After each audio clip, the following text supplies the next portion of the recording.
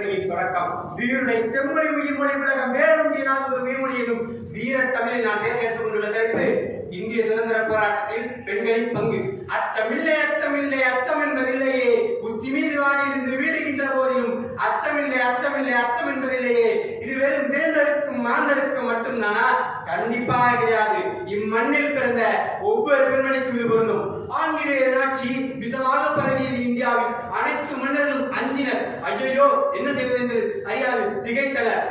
மெடித்தது முதல் இந்திய சுதந்திர போர். தோல்வி மேல் தோல்வி கண்டு துவண்டி கிடந்த தமிழகத்தில் வீறு கொண்டு எழச் செய்தார் ஒரு பெண்மணி. அவள்தான் வீர அமங்கை வேலு நாச்சியார்.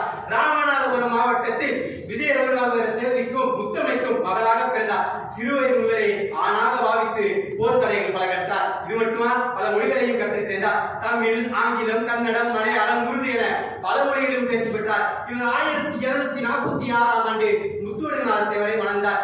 சிறந்த துணைவியாகவும் நல்ல அரசியல் ஆலோசகராகவும் திகழ்ந்தார். இது மட்டுமா, 1772ஆம் ஆண்டுதான் அவருக்கு மிகப்பெரிய இடி காத்திருந்தது.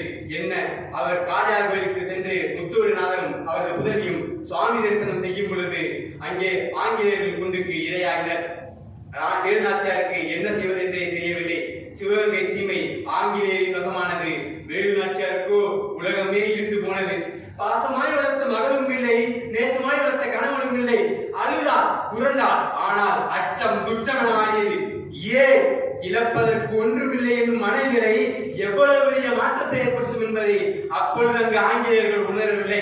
வேலு நாச்சியார் முத்துவடுகநாதரின் இறுதி சடங்குக்கு சென்றார். அப்பொழுது ஆங்கிலேயர் அவரை சுற்றி வளர்த்தனர். அவர்களை தாக்கிவிட்டு கொல்லங்குடி வாயிலாக சென்று கொண்டிருக்கும் பொழுது உடையாள் என்னும் சிறுமியை கண்டார். அவரிடம் என்னை கூறிவிடாதே என்று சொல்லிவிட்டு அவர் அங்கு தப்பிச் சென்றார். அப்பொழுது ஆங்கிலேயர் அங்கு வந்தனர். உடையாளை பார்த்து, இங்கு யாரும் பெண்மணிகள் சென்றார்களா, அவர்களை பார்த்தீர்களா என்று கேட்டனர். ஆனால் உடையாள் நினைத்திருந்தால் பொய்யை கூறியிருக்கிறார். ஆனால் அவள் பொய் கூறவில்லை. நான் பார்த்தேன், ஆனால் உங்களிடம் கூற வேண்டிய அவசியம் இல்லை என்று கூறினார். ஏன் என்று கேட்டனர். என் தாய் நாட்டையும் தாய் நாட்டு மக்களையும் ஒருபோதும் உங்களுக்கு காட்டிக் கொடுக்க மாட்டேன் என்று அவள் கூறினாள் என்றால் அவளது தியாகம் எவ்வளவு பெரியது என்றை நீங்கள் இதை உணர்ந்து கொள்ள வேண்டும்.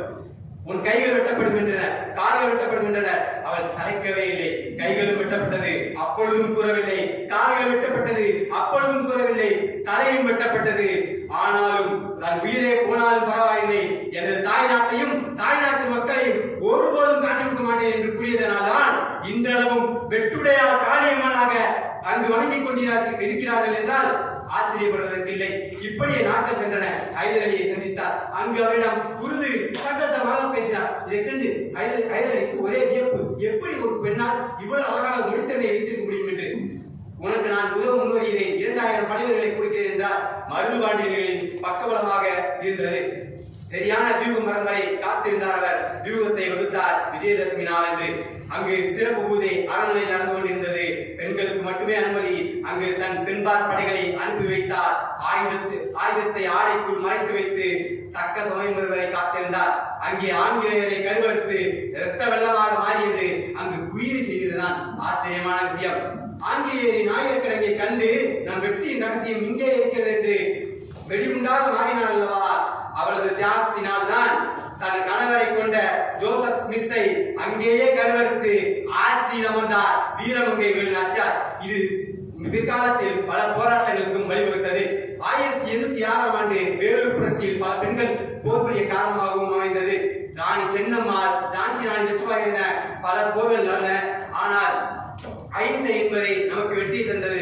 அதில் குறிப்பிடத்தக்கவர்கள் தில்லையாடி வள்ளியம்மை தென்னாப்பிரிக்காவில் இருந்த இந்திய பெண்மணி. அங்கு போராட்டம் நடந்து கொண்டிருக்கும் பொழுது, உங்கள் நாட்டுக்கென தனி கொடியே இல்லை, நீங்கள் எல்லாம் பேசுகிறீர்களா என்று அசட்டுத்தனமாக பேசி ஆங்கிலேயரை பார்த்து தனது ஆடையை கிழித்து, இதுதான் எங்கள் கொடி, போராடுவதற்கு மனம் மட்டும் இருந்தால் போதும், என் எதிர்கால சந்ததிக்காக இதை கூட செய்ய மாட்டேனா என்று கூறினார். இப்படியே அதனால் அவர் சிறையிலும் அடைக்கப்பட்டார். காந்தியடிகள் அவரை பார்த்து கேட்டார், நீ சிறைக்கு வந்ததால் உனக்கு வருத்தம் இல்லையா என்று. என் எதிர்கால சந்ததிக்காக இதை கூட செய்யவில்லை என்றால் நான் என்ன பெறும் என்று கேட்டார். இப்படி ஒவ்வொரு பெண்மணியும் பல்வேறு தியாகங்களை செய்தனர். எதற்காக? நாம் எல்லாம் பாகுவழியில் வரும் சிவகாமி தேவியை வாட்ஸ்அப் ஸ்டேட்டஸில் வைத்துக் கொண்டிருக்கிறோம். எதற்காக? மாய பிம்பத்துக்குள் சிக்கிவிட்டோம். அதை நாம் மறக்கவே கூடாது. பெண்களை பெண்களை மதிப்பது மட்டும் கிடையாது, பெண்களை அடிமைப்படுத்தவும் கூடாது என்பதை கூறி சொல்ல வேண்டிய கருத்துக்களை சொல்ல வேண்டிய நேரத்தில் சொல்ல வேண்டியவர்களுக்கு சொல்லிவிட்டேன் என்று நினைக்கிறேன். சொல்லாமல் செல்வது தமிழர் பண்பாடு கிடையாது. அதனால் நன்றி கூறி விடைபெறுகிறேன். நன்றி.